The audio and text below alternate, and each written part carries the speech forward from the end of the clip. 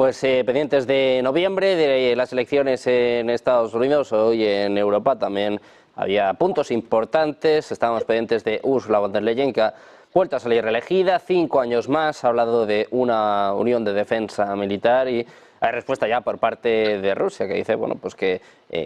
Rusia nunca ha representado una amenaza para Europa y que un poco Europa ya iba en este camino de la militarización. Por esto te quiero preguntar, Adrián, si estás sorprendido tanto por la nominación de von der Leyen como por el hecho de que bueno, esté hablando de una unión militar, ¿no? Una unión de defensa. Parece cada vez más militarizada, ¿no? La Unión Europea. Sí, bueno, evidentemente la nominación el nombramiento de von der Leyen no parece sorprendente, ¿no? En principio, bueno, responde al consenso, a este consenso que existe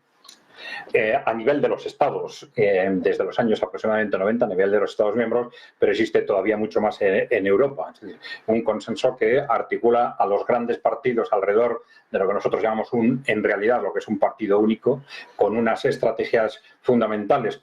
compartidas, con matices entre ellos, que lleva a que, bueno, al final hayan estado de acuerdo en apostar por von der Leyen, pues los liberales, los populares, los socialdemócratas y los verdes, ¿no? Pero claro, son todos ellos los que votan siempre de la misma forma en el Parlamento en todos los puntos fundamentales. E incluso hay un fenómeno específico de las instituciones europeas, que es este compartir comisariados, compartir cargos dentro de la Comisión Europea entre los distintos partidos, que lleva a una especie de sentimiento de que ahí estamos todos, es decir, de que no hay un gobierno y una oposición, porque de alguna forma todos nos repartimos los cargos, luego la comisión de alguna forma es de todos, ¿no? Claro, esto es un fenómeno muy perverso que ha llevado a un excesivo consenso y en ese sentido no nos extraña que en realidad en todos esos partidos se hayan compartido las políticas desarrolladas hasta ahora y que en ese mismo sentido pues se comparta la designación de von der Leyen y su continuidad y la continuidad de las políticas desarrolladas. Ya en las propias elecciones al Parlamento, aunque ha habido un ascenso de otros movimientos, de los movimientos populistas, vamos a decir, pero mientras que la mayoría quede dentro del espacio de estos partidos que han venido configurando ese ámbito de partido único, pues ya sabíamos que no iban a tener ningún problema para seguir votando de forma consensuada, para asegurar el mantenimiento de las políticas, especialmente en un momento de crisis como el actual, en el que ese modelo europeo, vamos a llamar neoliberal, posmocapitalista, en el que llevamos 40 años, está en crisis externa y en crisis interna. Entonces, el reforzamiento de estos vínculos entre estos partidos era algo, claro, evidente y absolutamente lógico desde su punto de vista. Las políticas de defensa, desde un punto de vista teórico, tiene lógica que de alguna forma se compartan en la propia Unión Europea. Es decir, la Unión Europea, los países de la Unión Europea tienen una historia común. Desde un punto de vista global son países pequeños, entonces tienen lógica de que compartan determinadas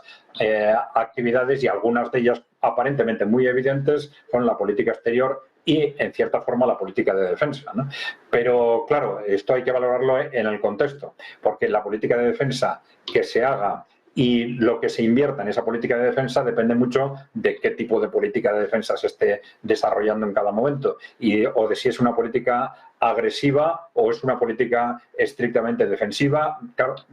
las circunstancias le dan a esta decisión de apostar por la política de defensa común un tono u otro. Aparentemente esto está muy relacionado con esa amenaza de que Estados Unidos de alguna forma se desentienda, especialmente si Trump cumple las amenazas que ha puesto repetidamente sobre la mesa, que Estados Unidos se desentienda de esa apuesta por ser el mayor contribuyente y el mayor aportador a la defensa europea y que esto, de alguna forma, obligue a los europeos a hacer una apuesta mucho mayor presupuestaria y además a llegar, por supuesto, a ese 2% sobre el PIB y además a coordinar entre ellos una defensa común para, de alguna forma, generar una capacidad estructural suficiente de defensa una vez que han perdido ese soporte de Estados Unidos, que es el soporte fundamental de la OTAN, ¿no? Bueno, entonces ya digo, dentro de esa lógica, pues esto tiene una lógica abstracta que es comprensible, pero claro, estamos en un contexto en que esa necesidad de invertir en defensa tiene mucha relación con un contexto en el que ni los países de Europa Occidental, ni la Comisión Europea, ni las instituciones europeas han dado ni un solo paso para buscar la paz. Es más, que llevan desde hace, vamos a decir, décadas dentro de esa estrategia atalantista, que es una estrategia belicista de defensa de los intereses, no de Occidente, sino de las élites que controlan Occidente, en base a no tolerar la aparición de poderes emergentes y, por tanto, de políticas agresivas con respecto a esos países. Claro, y ese es el contexto en el que le da un cariz muy distinto a poner en marcha políticas de defensa común, porque sabemos que van a ser políticas de defensa no para defendernos a los ciudadanos europeos, lamentablemente, sino para defender de alguna forma a ese sistema europeo que lleva décadas de alguna forma destruyendo Europa y que está en este momento en crisis, ¿no? Sí, Santiago, por esto te quiero preguntar, estas declaraciones de Dmitry Peskov, que dice, bueno, pues básicamente que Europa está tomando un cariz militar, sobre todo por las declaraciones que ha hecho hoy Ursula von der Leyen al ser reelegida. 5 años más, vamos a tener de von der Leyen. Bueno, elegida sin el voto de los europeos, hay que recordarlo también. Bueno, quiero decir, dentro de lo plausible entra todo esto, quiero decir, la Unión Europea siempre ha tenido una orientación militar, a pesar de carecer incluso de la posibilidad hoy por hoy de tener un ejército propio, entre otras cosas porque habría que ver cómo se dirigiría ese ejército propio, qué autoridades ejecutivas y legislativas lo organizarían, y eso es uno de los hándicaps que tendría a la hora de enfrentarse en una guerra abierta contra Rusia. Claro que una Europa unida con un ejército propio nos recordarían a ciertos tiempos infaustos del pasado siglo, ¿no? En todo caso, tampoco creo que me vaya a extender mucho en analizar esta cuestión. Es una declaración por parte de los portavoces del Kremlin esperable. Al mismo tiempo, las insinuaciones de von der Leyen entran una vez más dentro de lo esperable. Una subida de las declaraciones para tensar la situación y también amedrentar al otro. Pero claro, la cuestión es logística. La cuestión es que, aunque Europa pueda tomar un cariz más militar, carece de un poder militar.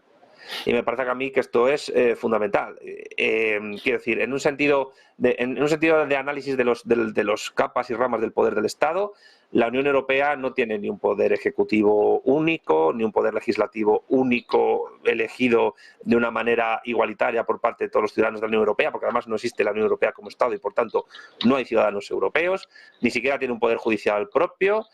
Y no tiene pues ni una capacidad fiscal propia, ni una capacidad de planificación económica propia, ni de redistribución de la riqueza propia, ni tiene poder diplomático propio, ni tiene poder federativo propio, ni puede firmar acuerdos con terceros como una única unidad estatal,